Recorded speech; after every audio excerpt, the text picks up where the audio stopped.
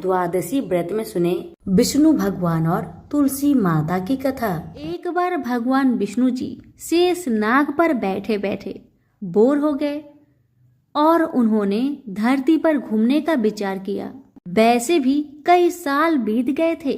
धरती पर आए और वह अपनी यात्रा की तैयारी में लग गए। स्वामी को तैयार होता देखकर लक्ष्मी माँ ने पूछा, आज सुबह सुबह कहाँ जाने की तैयारी हो रही है? विष्णु जी ने कहा, हे लक्ष्मी, मैं धरती लोक पर घूमने जा रहा हूँ। तो कुछ सोचकर माता ने कहा, हे देव, क्या मैं भी आपके साथ चल सकती हूँ? भगवान विष्णु ने 2 पल सोचा और फिर कहा, एक शर्त है, पर तुम मेरे साथ चल सकती हो। तुम धरती पर पहुंचकर उत्तर दिशा की ओर बिल्कुल मत देखना। इसके साथ ही माता लक्ष्मी ने हाँ कहकर भगवान के साथ चल पड़ी। सुबह सुबह माँ लक्ष्मी और भगवान विष्णु धरती पर पहुंच गए। अभी सूर्य देवता निकल रहे थे।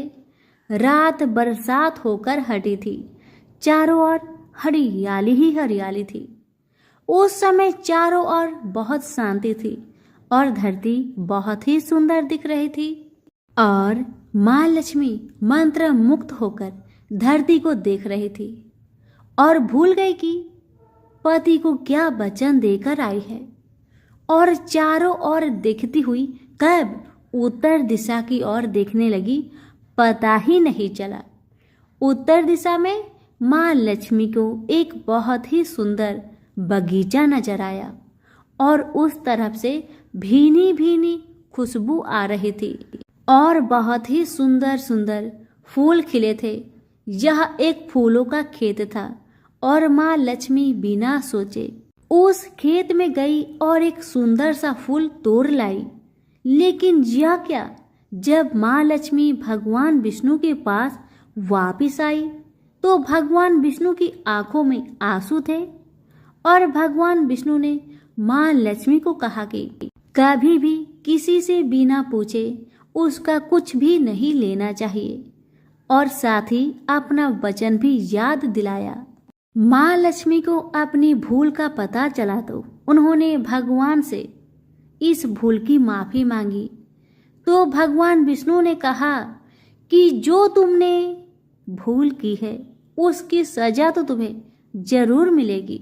जिस माली के खेत से तुम बिना पूछे फूल तोड़ा है वह एक प्रकार की चोरी है।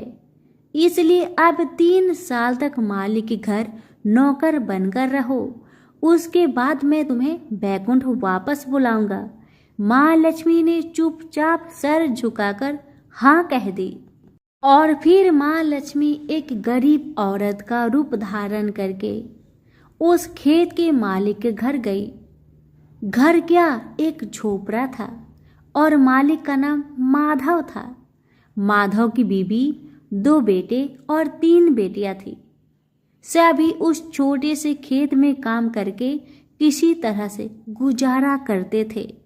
माँ लक्ष्मी जब एक साधारण और गरीब औरत बनकर जब माधव के झोपड़े पर गई तो माधव ने पूछा, बहन तुम कौन हो और इस समय तुम्हें क्या चाहिए? तब माँ लक्ष्मी ने कहा, मैं एक गरीब औरत हूँ। मेरी देखभाल करने वाला कोई नहीं। मैंने कई दिनों से खाना भी नहीं खाया। मुझे कोई भी काम दे दो, साथ में मैं तुम्हारे घर का काम भी कर दिया करूँगी। बस मुझे अपने घर में एक कोने में आसरा दे दो। माधव बहुत ही अच्छे दिल का मालिक था। उसे दया आ गई, लेकिन उसने कहा, बहन मैं तो बहुत गरीब हूँ। मेरी कमाई से मेरे घर का खर्च मुश्किल से चलता है। लेकिन अगर मेरी 3 की जगह 4 बेटियां होती तो तभी मुझे गुजारा करना ही था। अगर तुम मेरी बेटी बनकर जैसा रूखा सूखा हम खाते हैं उसमें खुश रह सकती हो तो बेटी बनकर अंदर आ जाओ। माधव ने माँ लक्ष्मी को अपने झोपड़े में शरण दे दी और माँ लक्ष्मी 3 साल तक उस माधव के घर पर नौकर बनकर रही।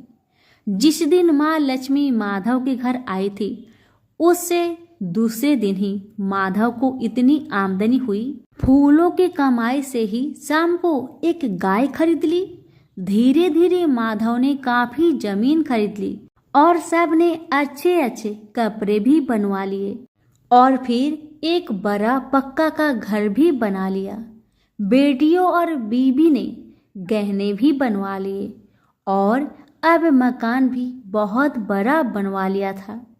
माधव हमेशा सोचता था कि मुझे ये सब इस महिला के आने के बाद ही मिल रहा है।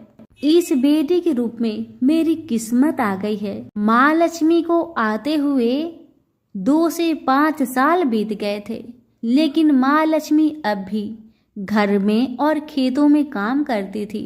एक दिन माधव जब अपने खेतों से काम खत्म करके घर आया तो उसने अपने घर के सामने द्वार पर एक देवी स्वरूप गहनों से लदी एक औरत को देखा। ध्यान से देखकर पहचान गया, अरे यह तो मेरी मुंह बोली चौथी बेटी यानी वही औरत है। और पहचान गया कि यह तो माँ लक्ष्मी है। अब तक माधव का पूरा परिवार बाहर आ गया था और सब हैरान होकर माँ लक्ष्मी को देख रहे थे। माधव बोला, माँ हमें माफ कर, हमने तेरे से अनजाने में ही घर और खेत में काम करवाया है। माँ यह कैसा अपराध हो गया।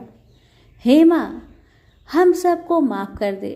अब माँ लक्ष्मी मुस्कुराई और बोली, माधव तुम बहुत ही अच्छे और दयालु व्यक्ति हो। तुमने मुझे अपनी बेटी की तरह रखा। इसके बदले में मैं तुम्हें वरदान देना चाहती हूँ कि तुम्हारे पास कभी भी खुशियाँ की और धन की कमी नहीं रहेगी। तुम्हें सारे सुख मिलेंगे जिसके तुम हकदार हो।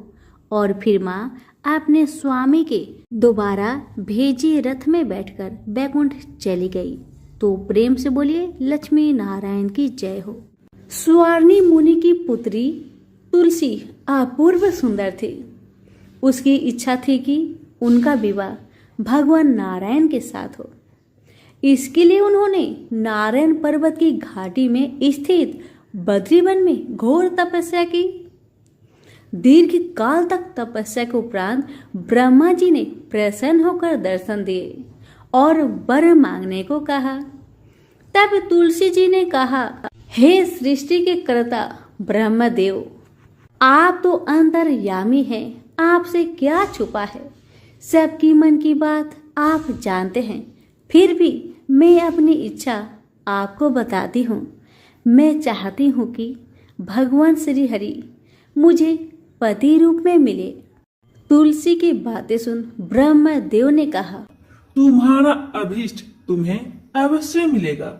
आपने पूर्व जन्म में किसी अपराध के कारण तुम्हें श्राप मिला है। इसी प्रकार भगवान श्री नारायण के एक पार्षद को भी दानव कुल में जन्म लेने का श्राप मिला है। दानव कुल में जन्म लेने के बाद भी उसमें नारायण का अंश विद्यमान रहेगा। इसलिए इस जन्म में पूर्व जन्म के पाप के समन के लिए संपूर्ण नारायण तो नहीं, नारायण के अंश से युक्त दानव कुल में जन्मे उस श्रापग्रस्त पार्षद से तुम्हारा विवाह होगा। श्राप मुक्त होने पर भगवान श्री नारायण सदा सर्वदा के लिए तुम्हारे पति हो जाएंगे। तुलसी ने ब्रह्मा जी के इस वर को स्वीकार किया, क्योंकि मानव कुल में जन्म के कारण उसे मायावी भोग तो भोगना ही था। तुलसी बद्री वन में रहने लगी। नारायण का वह पार्षद दानव कुल में शंखचूड़ के नाम से पैदा हुआ था। कुछ दिनों के बाद वह भ्रमण करता हुआ बद्री वन में आया, जहां तुलसी रहा करती थी। वहां तुलसी को देखते ही उस पर मुग्ध हो गया। तुलसी के सामने उसने अपने साथ विवाह करने का प्रस्ताव रखा। इतने में ही वहां ब्रह्मा जी भी आ गए और उन्होंने तुलसी से कहा, तुलसी शंखचूड़ को देखो, कैसा देवोपम इसका स्वरूप है। दानव कुल में जन्म लेने के बाद भी लगता है जैसे इसके शरीर में नारायण का वास हो। तुम प्रस्ताव को स्वीकार कर लो। तुलसी को भी लगा कि उसकी तपस्या पूर्ण हुई है, उसे इच्छित फल मिला है। शंखचूड़ के साथ उसका गंधर्व विवाह हो गया और वह शंखचूड़ के साथ उसके महल में पत्नी बनकर आ गई। शंखचूड़ ने अपनी परम सुंदरी सती सावधि पत्नी तुलसी के साथ बहुत दिनों तक राज्य किया। उसने अपने राज्य का इतना विस्तार किया कि देवलोक तक उसके अधिकार में आ गया। स्वर्ग का सुख भोगने वाले देवताओं की दशा भिखारियों की जैसी हो गई। शंखचूड़ किसी को भी कष्ट नहीं देता था, पर अधिकार और राज्य छीन जाने से सारे देवता मिलकर ब्रह्मा, विष्णु और शिव की सभा में गए तथा अपनी विपत्ति सुनाई। ब्रह्मा जी ने कहा, तुलसी परम साध्वी है, उसका विवाह शंखचूड़ से मैंने ही करवाया था। शंखचूड़ को तब तक नहीं हराया या मारा जा सकता है जब तक तुलसी को न छला जाए। विष्णु जी ने कहा, शंखचूड़ पूर्व जन्म में मेरा पार्षद था। श्राप के कारण उसे दैत्य कुल में जन्म लेना पड़ा। इस जन्म में भी मेरा अंश उसमें व्याप्त है। साथ ही तुलसी के पतिव्रत धर्म से वह अजय है। फिर देवताओं की सम्मति से भगवान शिव ने शंखचूड़ के पास संदेश भेजा कि या तो वह देवताओं का राज्य लौटा दे या फिर उनसे युद्ध करे। शंखचूड़ भगवान शंकर के पास पहुंचा। उसने कहा, देवादिदेव, आपके लिए देवताओं का पक्ष लेना उचित नहीं है। राज्य बढ़ाना हर राजा का कर्तव्य है। मैं किसी को दुखी नहीं कर रहा हूँ। देवताओं से कहिए वे मेरी प्रजा होकर रहे। मैंने आपका भी कोई उपकार नहीं किया है और हमारा आपका युद्ध शोभा नहीं देता। अगर आप हार गए तो बड़ी लज्जा की बात होगी। मैं हार गया तो आपकी प्रीति बहुत अधिक नहीं बढ़ेगी। शंखचूड़ के बातें सुन भगवान शंकर हंसने लगे। भगवान तो सब रहस्य समझते थे। तुलसी और शंखचूड़ के पूर्व जन्म की श्राप की अवधि लगभग पूरी हो चुकी थी। भगवान बोले, इसमें कृति और लज्जा की बात नहीं। तुम देवों के राज्य लौटाकर उन्हें उनके पद पर प्रतिष्ठित होने दो। युद्ध से बचने का यही एक उपाय है। शंखचूड़ ने कहा, मैंने युद्ध के बल से देवलोक जीता है। कोई उसे युद्ध के द्वारा ही वापस ले सकता है। यह मेरा अंतिम उत्तर है। मैं जा रहा हूँ। ऐसा कहकर शंखचूड़ चला गया। उसने अपनी पत्नी तुलसी को सारी बात बताई और कहा, कर्म भोग सब काल सूत्र में बंधा है। जीवन में हर्ष, शोक, भय, सुख, दुख, मंगल, अमंगल काल के अधीन है। हम तो केवल निमित्त है। संभव है भगवान शिव दोनों का पक्ष लेकर मुझसे युद्ध करे। तुम चिंता मत करना, तुम्हारी सती तेज मेरी रक्षा करेगी। दूसरे दिन भगवान शंकर ने नेतृत्व में देवताओं ने युद्ध छेड़ दिया। शंखचूड़ ने भीषण बाणों की वर्षा कर उनका वेग रोका। उसके प्रहार से देवता डगमगाने लगे। उसने दानवी शक्ति का प्रयोग कर मायावी युद्ध आरंभ किया। युद्ध स्थल पर दानव शंखचूड़ किसी को दिखाई नहीं देता था, पर उसका अस्त्र शस्त्र देवताओं पर प्रहार कर देवताओं को घायल कर रहा था। अब देवतागण अपना अस्त्र शस्त्र चलाए तो किस पर चलाए और कैसे चलाए, क्योंकि कोई शत्रु सामने था ही नहीं। कई दिनों तक इस तरह भयंकर युद्ध चला। शंखचूड़ पराजित नहीं हुआ।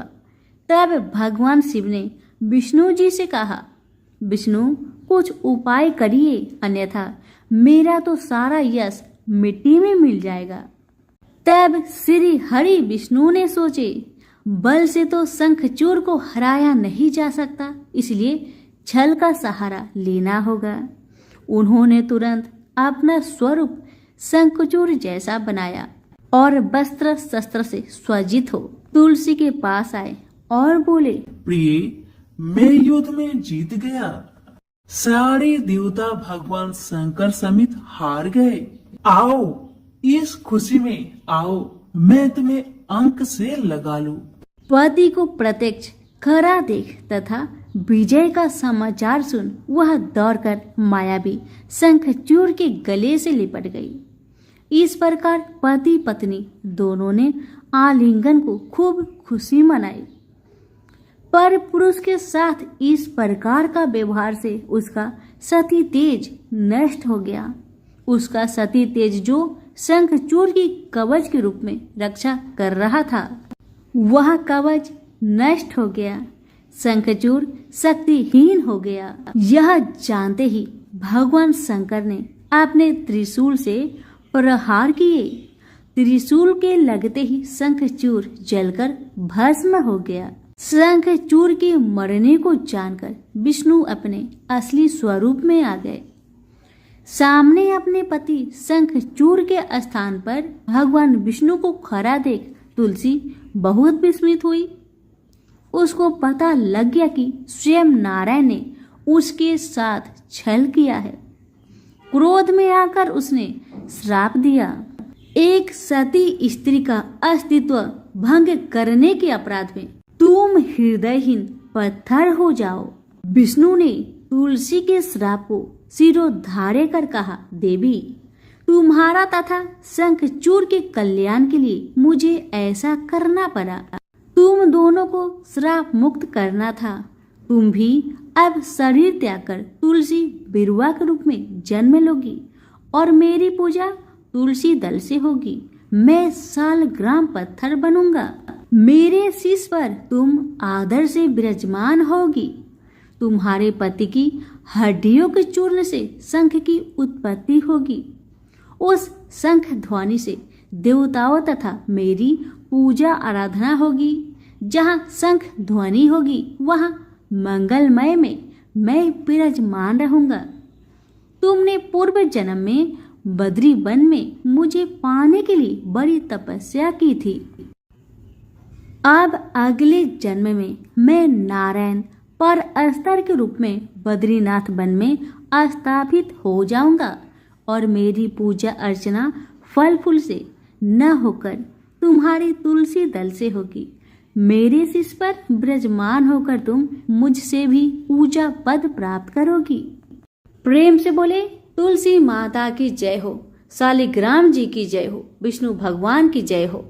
किसी भी पूजा व्रत या कथा के दौरान गणेश जी की कथा सुनना आवश्यक होता है। विघ्नहर्ता गणेश अपने भक्तों की कठिनाई को दूर करते हैं और उन्हें मनोवांछित फल प्रदान करते हैं। विघ्नहर्ता गणेश जी को बुद्धि, विवेक और धन का स्वामी कहा जाता है। हिंदू मान्यताओं के अनुसार गणेश जी की पूजा करने से सुख शांति बनी रहती है और जीवन के सभी दुख दर्द दूर होने के साथ शुभता का वास होता है। भगवान गणेश अपने भक्तों की जिंदगी में आई हुई विपदा को हमेशा के लिए दूर करते हैं और लंबे समय से रुके हुए शुभ कार्य को संपन्न करते हैं। किसी भी पूजा में सबसे पहले गणेश जी की आरती की जाती है और बिना गणेश जी की कथा कहे कोई भी पूजा अधूरी मानी जाती है। आज हम आपके लिए गणेश जी की कथा लेकर आए हैं जो हर एक पूजा में सुना जाता है। पौराणिक कथाओं के अनुसार एक गांव में एक विधवा अपनी बहू के साथ रहती थी। उसकी बहू मंद बुद्धि वाली थी जो अपनी भूख बर्दाश्त नहीं कर पाती थी और हमेशा खाने के लिए उतारू रहती थी।